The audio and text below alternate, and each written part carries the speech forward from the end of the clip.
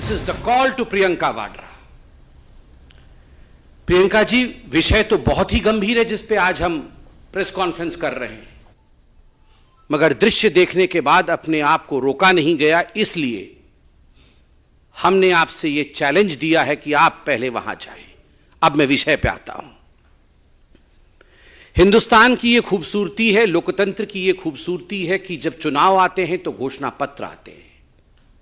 घोषणा पत्र एक पुलिंदा होता है जवाबदेही का। घोषणा पत्र एक पुलिंदा होता है कि हम क्या करेंगे जनता के लिए, हम किस प्रकार से जनता को आगे उनके विकास के लिए काम करेंगे।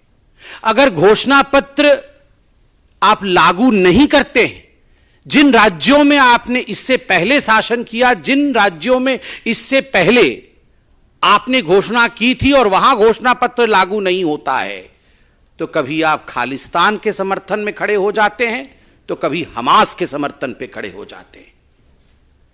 आज अशोक गहलोत खालिस्तान के समर्थन में उन्होंने बयान दिया है।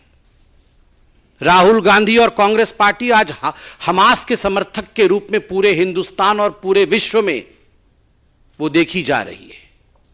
आखिर हमास का समर्थन क्यों करना पड़ रहा है? आखिर खालिस्तान के समर्थन के पीछे अशोक गहलोत को क्यों जाना पड़ रहा है? एक ही शब्द है, तुष्टीकरण। अगर घोषणा पत्र लागू किया होता हिमाचल प्रदेश में, अगर घोषणा पत्र लागू किया होता कर्नाटक में, तो आज खालिस्तान शब्द का प्रयोग नहीं करना पड़ा होता, जिस खालिस्तान के कारण इंदिरा गांधी जी की हत्या हुई। अभी एक विदेशी राष्ट्र में एक टैब्लॉइड गया था, इंदिरा गांधी की हत्या को सेलिब्रेट करने की कोशिश की थी। भारत के सरकार ने खड़े होकर उसका विरोध किया था, और आज एक कांग्रेस के सिटिंग मुख्यमंत्री खालिस्तान के लिए बोल रहे हैं। इसलिए बोल रहे हैं क्योंकि घोषणा पत्र ना तो हिमाचल प्रदेश में लागू हुआ और ना ही कर्नाटक में लागू हुआ।